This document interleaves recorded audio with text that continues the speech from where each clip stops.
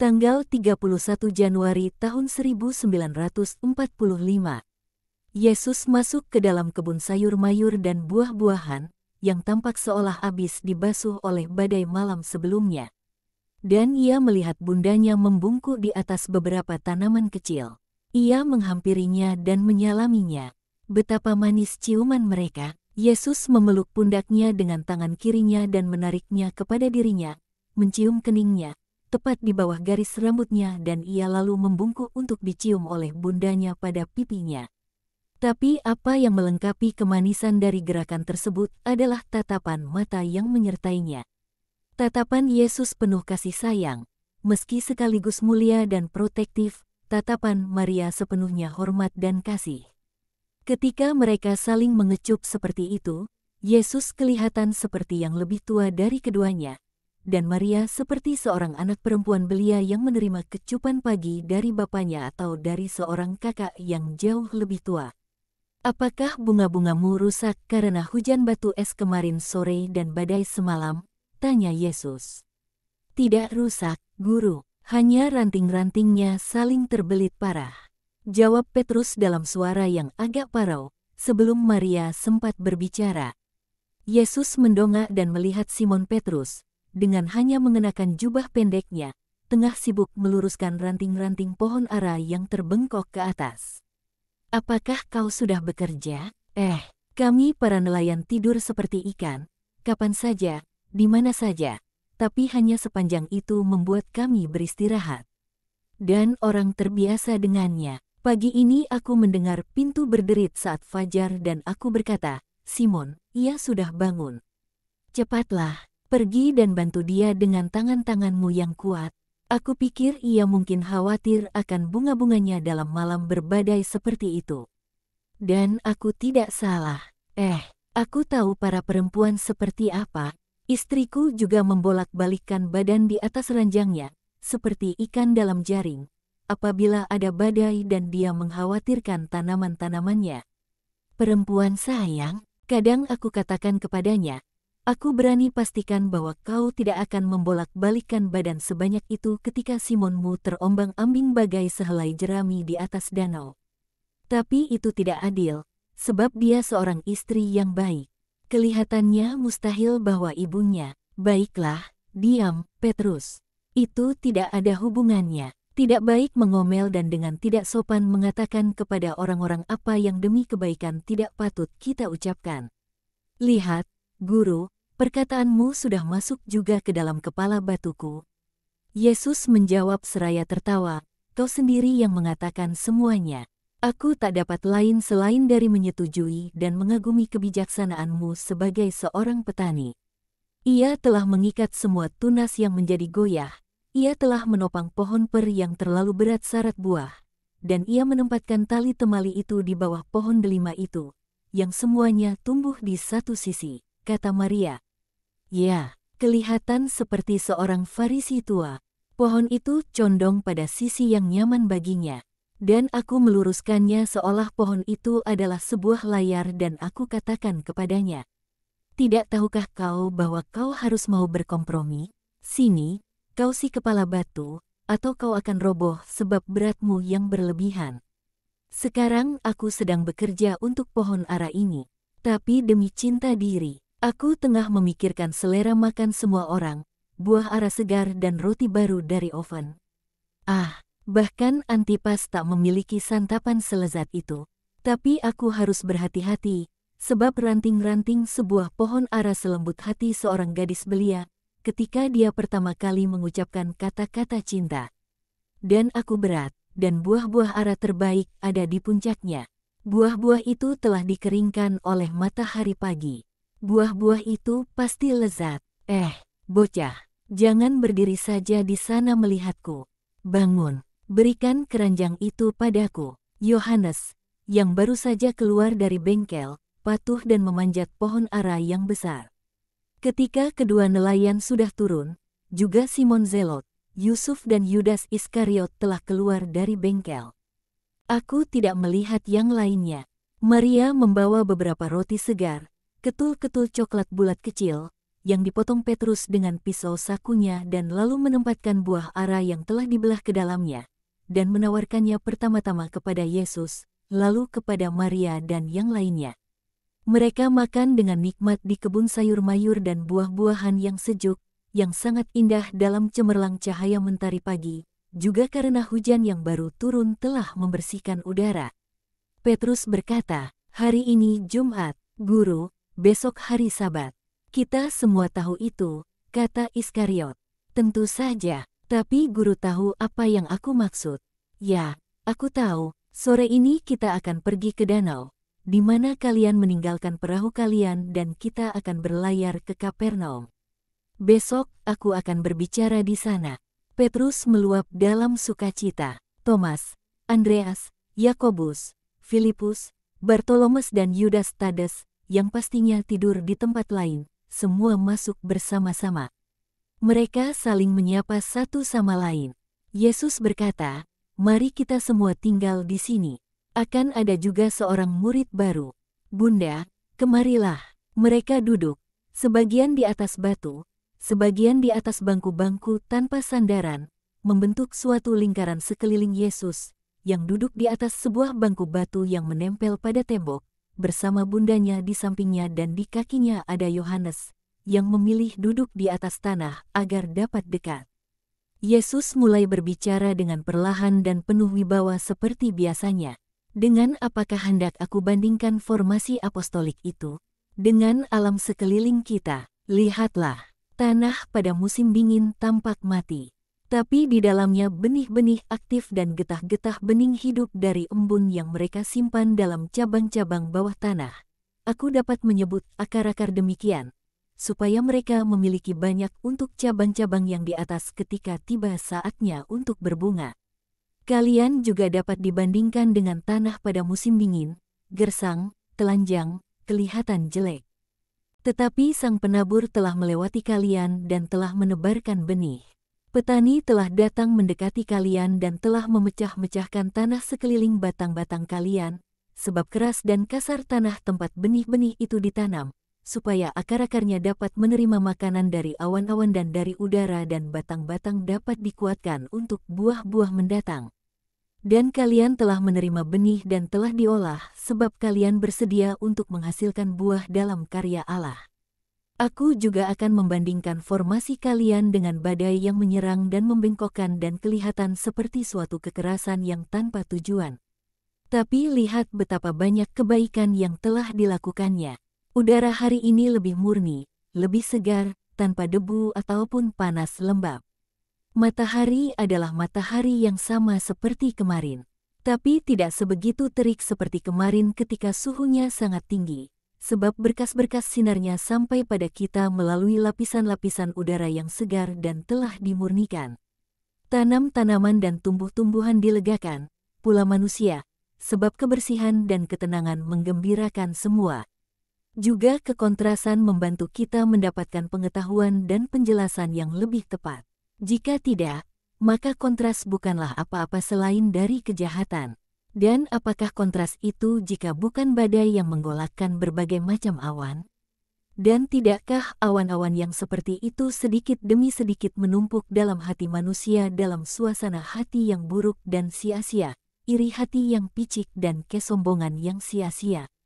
Lalu angin rahmat berhembus dan mengumpulkan semuanya agar mereka dapat melepaskan humor jahat mereka dan langit dapat menjadi jernih kembali.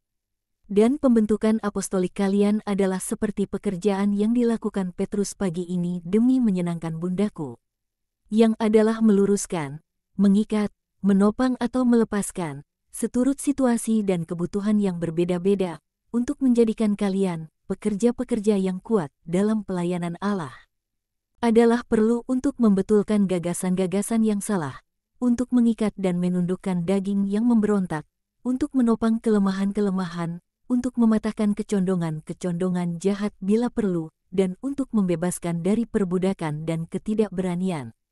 Kalian harus bebas dan kuat, seperti burung-burung Raja Wali, yang meninggalkan puncak-puncak gunung asal mereka dan terbang semakin tinggi. Pelayanan kepada Allah adalah terbang seperti itu. Cinta kasih adalah puncak-puncak gunung. Salah seorang dari antara kalian sedang bersedih hati hari ini sebab daya hidup ayahnya merosot. Dan dia merosot dengan hatinya tertutup kepada kebenaran dan kepada putranya yang mengikuti kebenaran. Lebih dari sekedar tertutup, memusuhi. Ayahnya belum mengatakan, "Enyahlah, yang tidak adil, yang aku bicarakan kepada kalian kemarin," dan dengan demikian memaklumkan dirinya di atas Allah. Tapi hatinya yang tertutup dan bibirnya yang terkunci belum mampu untuk setidaknya mengatakan, "Ikutilah suara yang memanggilmu." Baik sang anak maupun aku yang berbicara kepada kalian, tidak berharap akan mendengar bibir-bibir itu mengatakan, "Datanglah dan biarkan guru datang bersamamu." Dan semoga Allah diberkati sebab Ia memilih seorang hamba dari keluargaku, yang dengan demikian menciptakan dengan sabda Allah, suatu hubungan kekeluargaan yang lebih mulia daripada darah. Tapi setidaknya aku, demi kebaikannya, dan sang anak untuk alasan-alasan yang lebih rumit, tak hendak mendengar kata-kata permusuhan darinya. Tapi sang putra ini janganlah menangis. Dia harus tahu bahwa aku tidak bersungut-sungut ataupun memiliki rasa dengki terhadap ayahnya. Aku hanya merasa kasihan terhadapnya. Aku telah datang dan berhenti di sini. Meski aku tahu itu akan sia-sia, supaya suatu hari nanti si anak tidak akan berkata kepadaku, "Oh, mengapakah engkau tidak datang?" Aku telah datang agar dia dapat sepenuhnya yakin bahwa semuanya adalah sia-sia, apabila suatu hati dikeraskan oleh kedengkian. Aku juga telah datang demi menghibur seorang perempuan yang baik yang menderita karena perpecahan keluarga ini, seolah hatinya dikoyakkan hingga berkeping-keping. Tapi keduanya, si anak dan si ibu yang baik, harus yakin bahwa aku tidak membalas kedengkian dengan kedengkian. Aku menghormati kejujuran dari seorang percaya tua yang setia pada apa yang sejauh ini adalah agamanya, meski imannya telah menyimpang dari jalan yang benar. Ada banyak orang sepertinya di Israel. Itulah sebabnya mengapa aku katakan kepada kalian, aku akan lebih diterima oleh orang-orang yang tidak mengenal Allah daripada oleh anak-anak Abraham. Umat manusia telah merusakkan gagasan akan juru selamat dan telah merendahkan kerajaan adikodratinya ke gagasan miskin kekuasaan manusiawi. Aku harus membuka kulit keras Hebraisme, menembusinya, dan memotongnya hingga aku sampai ke dasarnya dan lalu menempatkan hukum baru yang berbuah hasil tepat di mana hati Hebraisme berada. Oh, Israel, yang dibesarkan sekeliling batu vital hukum Sinai, telah menjadi seperti buah yang mengerikan, yang daging buahnya dibentuk oleh lapisan-lapisan serat yang semakin keras, dilindungi bagian luarnya oleh sebuah tempurung yang kokoh terhadap segala perembesan dan juga terhadap pengusiran bakteri. Begitu rupa hingga Bapa yang kekal menganggap bahwa saatnya telah tiba untuk menciptakan tanaman iman yang baru dalam Allah yang Tritunggal. Demi membuat kehendak Allah digenapi dan Hebraisme menjadi kekristenan, aku harus mengiris, menusuk, menembusi dan membuat jalanku tepat ke batu itu. Lalu menghangatkannya dengan kasihku, agar dia bangun dan mengembang, bertunas dan semakin bertumbuh dan dengan demikian menjadi tanaman kekristenan yang kuat, agama yang sempurna, abadi dan ilahi. Dan dengan sungguh-sungguh aku katakan kepada kalian bahwa adalah mungkin menembusi Hebraisme hanya dalam proporsi 1/100. Oleh karenanya aku tidak menganggap musuh Israel ini yang tak menghendaki aku dan tak mau memberikan anaknya kepadaku. Itulah sebabnya mengapa aku katakan kepada sang anak, janganlah menangis karena darah dan daging yang menderita sebab ditolak oleh darah dan daging yang memperanakannya. Itulah sebabnya mengapa aku katakan, bahkan jangan menangis karena jiwa. Penderitaanmu mengupayakan lebih dari segalanya demi kepentingan jiwamu dan jiwanya, demi kepentingan ayahmu yang tidak mengerti dan tidak melihat. Dan aku juga katakan kepadamu, janganlah merasa menyesal lebih condong kepada Allah daripada kepada ayahmu. Dan aku katakan kepada kalian semua, Allah adalah lebih dari ayah, ibu, saudara. Aku telah datang untuk mempersatukan manusia bukan menurut dunia, menurut darah dan daging, melainkan menurut roh dan menurut surga. Aku, oleh karenanya, harus memisahkan darah dan daging untuk membawa bersamaku jiwa-jiwa yang, bahkan meski dalam dunia ini, layak akan surga, untuk membawa hamba-hamba surga. Jadi aku telah datang untuk memanggil yang kuat, dan menjadikan mereka bahkan lebih kuat, sebab bala tentaraku yang adalah orang-orang yang lemah lembut dijadikan dari orang-orang yang kuat. Lemah lembut terhadap sesama mereka, kuat melawan ego mereka sendiri dan kepentingan darah kekeluargaan. Janganlah menangis, sepupuku. Aku dapat memastikanmu bahwa sakitmu berupaya di hadapan Allah demi ayahmu dan saudara-saudaramu lebih dari kata manapun, bukan hanya perkataanmu, melainkan juga perkataanku. Percayalah padaku, kata-kata tak akan dapat masuk di mana gagasan-gagasan prasangka membangun sebuah benteng. Tapi rahmat masuk, dan suatu kurban mendatangkan rahmat. Dengan sungguh-sungguh aku katakan kepada kalian bahwa ketika aku memanggil seseorang sebagai seorang murid, tak ada ketaatan yang lebih besar dari ini. Dan kita wajib taat tanpa bahkan berhenti untuk mempertimbangkan bagaimana dan berapa banyak orang lain yang akan bereaksi terhadap kepergian kita kepada Allah.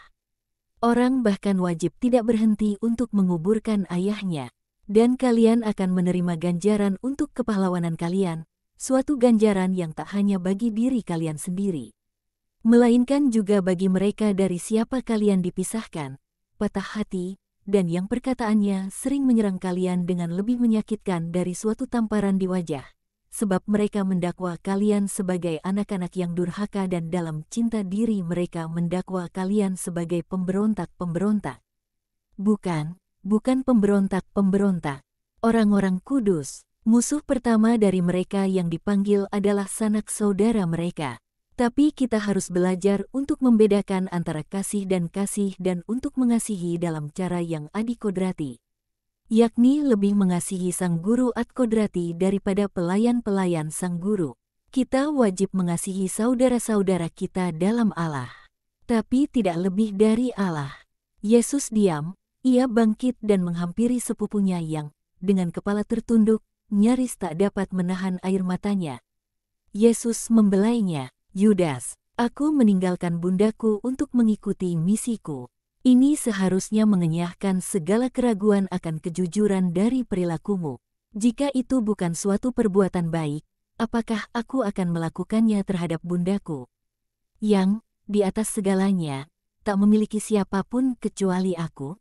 Yudas menekankan tangan Yesus ke wajahnya dan menganggukkan kepalanya. Tapi dia tak dapat mengatakan suatu pun.